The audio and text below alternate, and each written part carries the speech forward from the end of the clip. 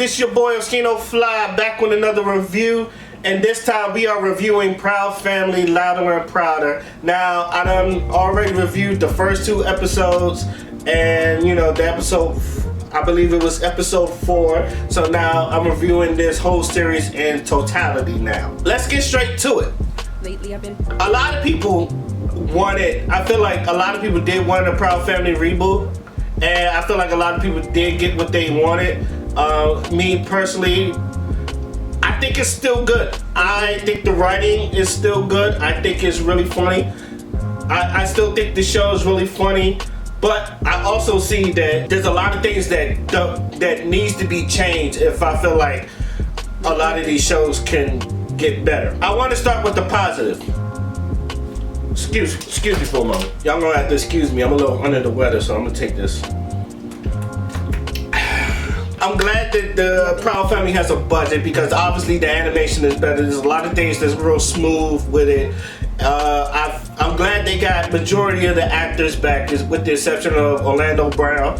But you know, Sticky was never really someone that stood out to me anyway. Yes, he was the tech guy, he was a smart guy, but as you can see, he was easily replaced. I do like the inclusion that, you know, because, you know, LGBT, there are a lot of LGBT inclusion in there, especially with some of the earlier ones. You actually, Michael, he is out and he is proud. I think a lot of people thought he was trans, but he's never, I don't think he was trans, because obviously there was a couple episodes where he did dress like a boy, especially when he was doing basketball practice, but it's just that when he had that one outfit, he looked like a girl. Now, they did switch his outfit up a couple times, but most of the times, everybody thought he was looking like Zaya Wade or some shit like that. He's not trans, but he's actually openly gay. And I'm glad they did that, because obviously you knew that was happening. And I feel like if anybody had a problem with it, you probably never watched it before, because you knew.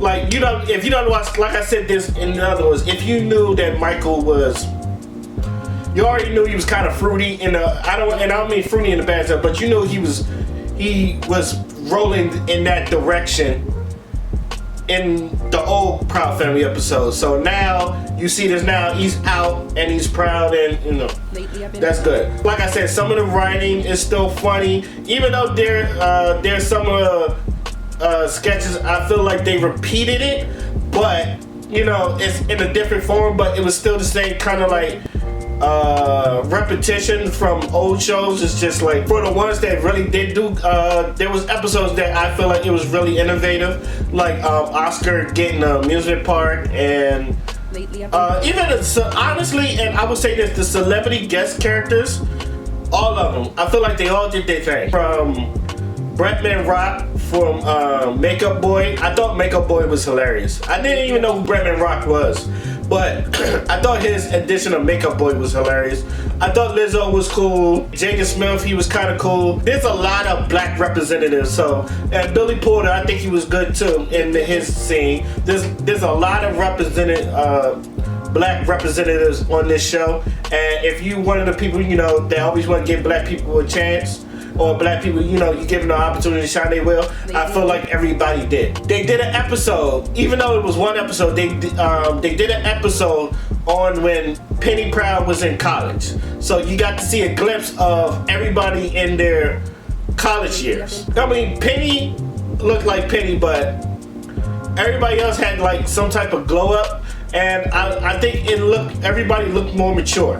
Now, Penny always looked like Penny does look like an older woman, but you know, it was still maturized, you know. But the way they did Zoe, they gave her like the biggest glow up, from her looking like a nerd to like, damn, she done definitely went from her awkward face to that damn she beautiful face, like Geek the Chic.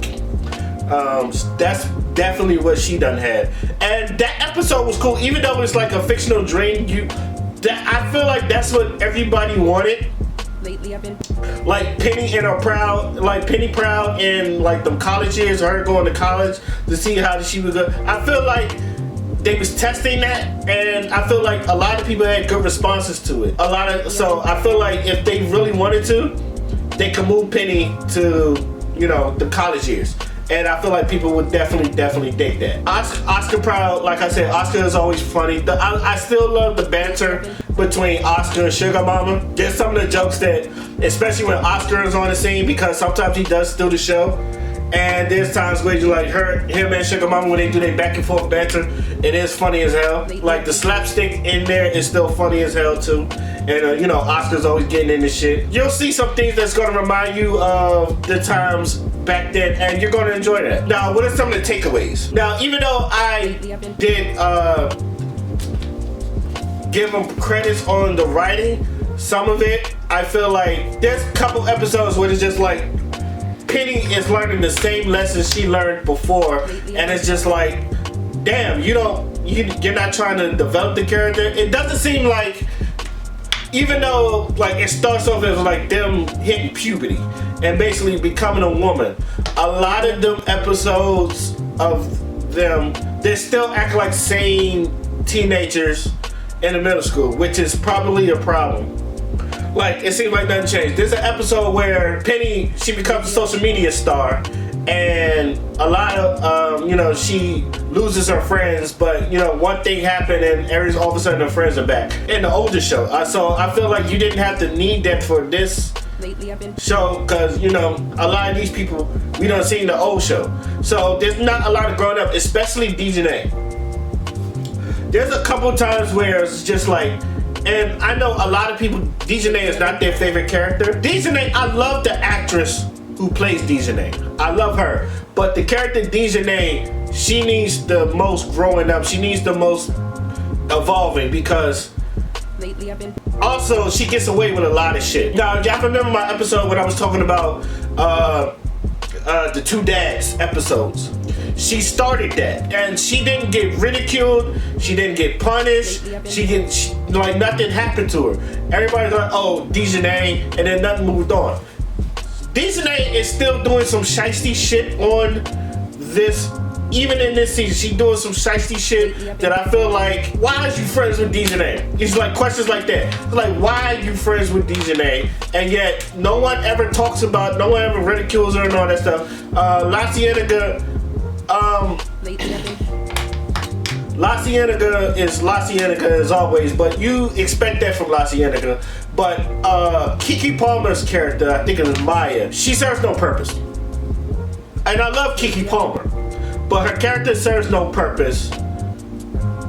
I don't know why she's there, unless you just wanted to put another black one. She does nothing. She had the one episode where she was trying to free the panda, and the panda was like, why the fuck would I leave? I'm getting 3 square meals a day and I'm living lavish. Other than that, she just like pro-black, and she got these pro-black one-liners, but it's really like nothing in there that like, it makes her, oh, I see why they put her in there. Like, she really becomes a background character. So I feel like for them to put her in here and give her nothing, I feel like it was just a waste of character. Now, Michael, on the other hand, he definitely improved from being a background character to be someone that's integral in a lot of the episodes. So they did him right. But the characters that we all done grown up with, like these, even though you grown up with Michael, but the main 4, the LPDZ, a lot of them, they don't have a lot of, like, okay, have you matured from the old Proud Family to Louder and Prouder? And the answer is no. Not even Penny. Even though she's the voice of reason, there's no improvements for a lot of things. So I feel like that's where the writing is falling off. And sometimes I feel like with them, because I think they're going on to a season 2, I feel like that's what they need to work on. We need to see some. I would love for them to see some maturity for the girls, the La Cienega, Penny, Dejanay, and Zoe, and even Michael, but mostly them girls. It's like, it seems like they don't grow up. Yes, they mature, but attitude, mentally wise, they're still the same girls that, so I feel like they need to improve that. And it's the reason why this is coming out so late, because the 10th episode ended on it was supposed to be, I guess it was supposed to be a 2-parter, but it was just only part 1. So I waited next week. There was no part 2. And I said, okay, maybe it's just like they're waiting. And then the week after that, it was just like, Oh, no. And then I was like, all right, let me give it one more week. One more week, still no part 2. So you just left us on a cliffhanger without a part 2. And I thought that was real bad on the Louder and Prouder, because it's just like, what the fuck? I'm still waiting on that part 2, and it should have ended that series, whatever that part 2 was. It didn't. It ends it on a cliffhanger, and even then, it's not even about Penny. It's about Sugar Mama, which is a good story because you get to know Sugar Mama's background. But it's also just like there's no conclusion to it. It's like, why do we have to wait for a second season to do that? I feel like you should have just dropped the part 2. I'm trying to think. I think the main takeaway is the writing and the development of the characters. If you're going to do this and then like make it Louder and Prouder and do what you need to do, I feel like the writing has to improve a little bit. Like the slapstick is still good. I feel like the comedy between, like I said, the comedy between Oscar and Sugar Mama was good, and even some of the shit between Penny and the other stuff. But I feel like there needs to be more improvements. So I feel like you got to develop these characters to where it's just like, okay, these are these coming of ages cartoons, and I hope we get that in the second season, because right now, like, even though I like these episodes, a lot of them was real stale, and a lot of them was kind of like, they're okay. They're like, okay. I did like and I wrote this tweet, the one where Penny was playing basketball and she wore the number 2 like Kobe Bryant's daughter Gia, and I thought that was a real good salute to Kobe and the daughter. Rest in peace Kobe and everybody that died in that accident. I thought that was sweet of them to do. And like I said, it has this good overall. There's a lot of people that they don't like reboots, they don't like reimaginings, so this is more or less as a reboot. I know a lot of people that like reboot, but this is worth watching. And even with the nitpicks that I have, but I think a lot of people could agree with that, I feel like there are things that it can improve on. So I want y'all to watch these shows. That's what I really want you to do. Like, go ahead and give it a chance. Watch it. I think y'all would enjoy it. I know I did. I like a lot of the celebrity. I like the black voices. I even like I even like the direction they're going. Hopefully they do more with it. So it's definitely worth watching. You can binge it right now. All the episodes are done. All the episodes are out. So you can go ahead and do your thing on there. Let me know what y'all think about it. If y'all tell me how y'all feel about the Louder and Prouder, leave a comment in the comment section. Let me know what you guys think. Till then, my name is Oscino Fly, and I'm out. Peace. Fancy ass man with glove of rings, flying around town in a tub of wings. Found out how to make love to fiends. He mixing that fudge with the drug of dreams. She too teenage to have a drug of choice, but she fuck with that Royce like she love Detroit. She roll. Pharaoh.